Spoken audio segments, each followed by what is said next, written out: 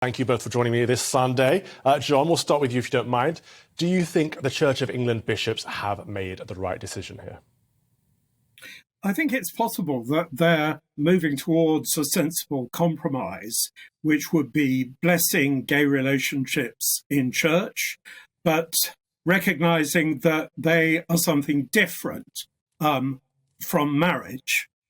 What I suppose at the moment is unclear is whether they're edging towards accepting same-sex marriage by putting a kind of sacral rubber stamp on civil marriage. So I think it's very important that they try to develop a theological account of why same-sex friendships, however erotically expressed physically, are valuable in their own right.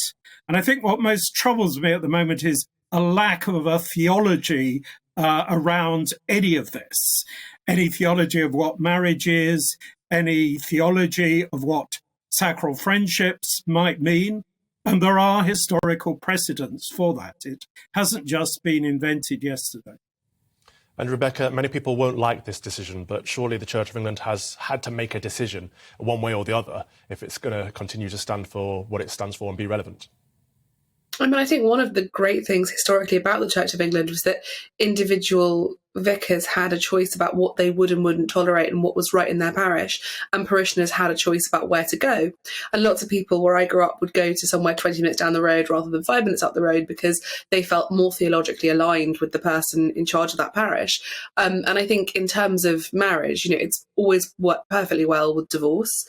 It's an individual choice whether a vicar will or will not marry a divorced couple. And so I think trying to centralise everything and make everything one unilateral decision really takes away the fact that this isn't like the post office or the NHS.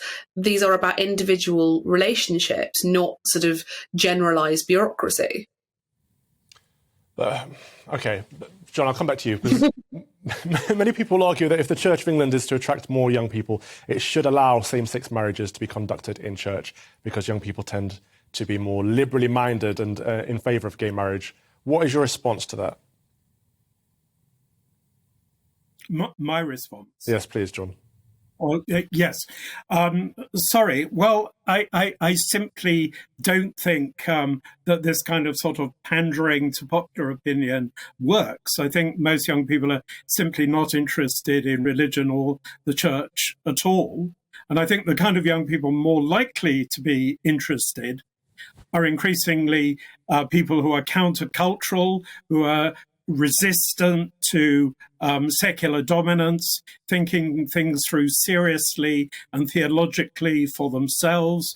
So I think that kind of concern is just incredibly short-sighted and all too likely to backfire.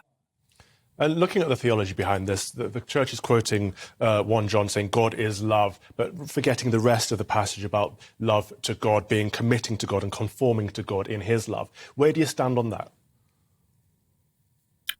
Well, I think love is not only expressed in marriage. I think marriage is a particularly acute and paradigmatic form of love, but I think it's tied to certain physical realities, that the human race is divided into male and female, that they are naturally fitted for a full sexual relationship, that men and women coming together somehow restore the unity of humanity, and they are able to have babies, to be procreative.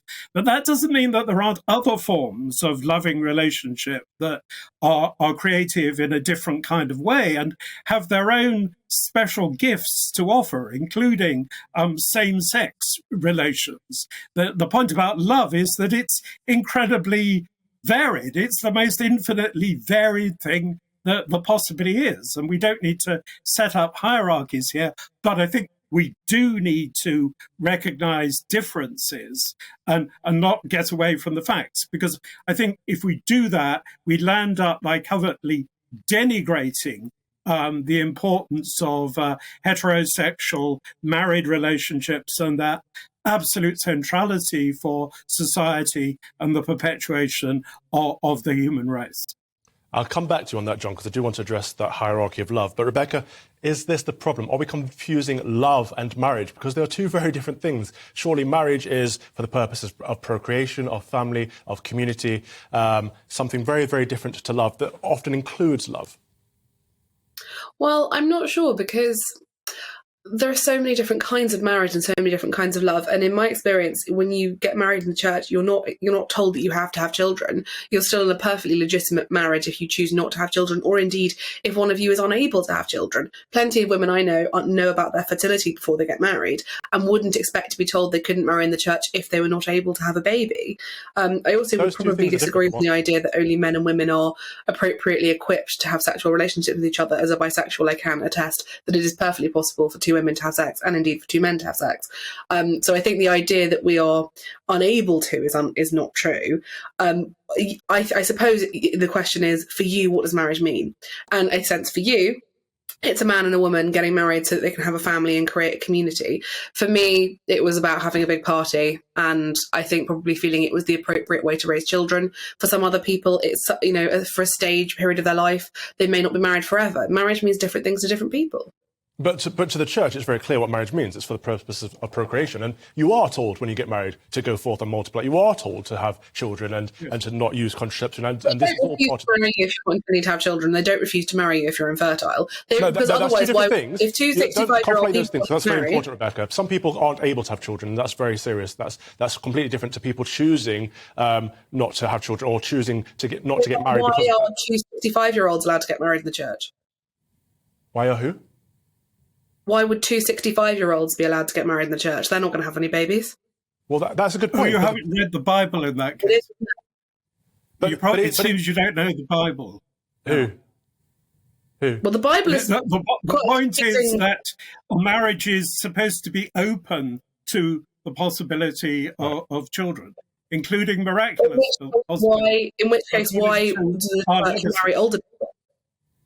Because you're still open to the possibility. I think that's John's point. You think that 70-year-old? You think that when Prince Charles and Camilla got married, there was a chance they were going to have a baby?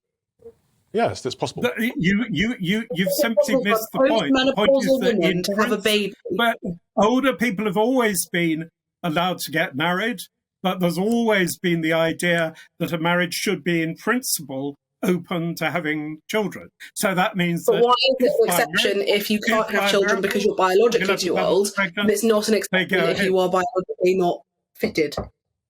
But this is all the way back to Aquinas. This is down to the Church Fathers. This is in the Catechism of the Catholic Church. This is in the prayer book of the Anglican Church. That there are several reasons for marriage, and marriage within the Church is heterosexual and monogamous. And I don't see why people are trying to change that in order to catch up with social norms. But John, I'm going to come back to what you said about the hierarchy of love, because surely it's only love if it's in God's will. And if it goes against God's will, it's love of the world and not love of God. And there are two different types of love, right? Well, all love, I think, is within God's will. And in historical terms, I am relatively liberal. I think that we should accept that some people are homosexual, some people are bisexual, and we should accept that homosexual people have there can be a kind of sacral friendship, and we shouldn't try to lay down norms about how that's physically expressed. I think that to pretend that full sex is not what heterosexual people do is simply to get away from the evident facts of life in an incredibly sort of prudish way. It's clear that the complete sexual act that is also procreative is only possible between a man and woman.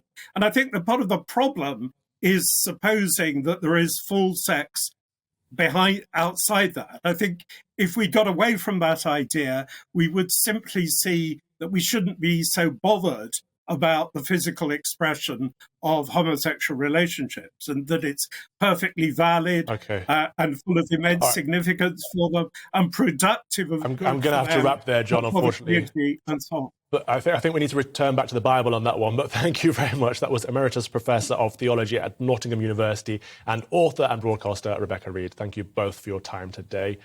Speaking about the Church's decision earlier this week, the Archbishop of Canterbury said, "I'm under no illusions that what we are proposing today will appear to go too far for some and not nearly enough for others. But it is my hope that what we have agreed will be received in a spirit of generosity, seeking the common good. Most of all, I hope it can offer a way for the Church of England publicly and unequivocally to say to all Christians, and especially LGBTQI+ people, that you are welcomed and valued and precious part of the body of Christ." And explaining his decision to not bless civilly married same-sex couples, he said, "I have a pastoral responsibility for the whole Anglican communion. While I will be extremely joyfully celebrating these new resources, I will not personally use them in order not to compromise that pastoral care."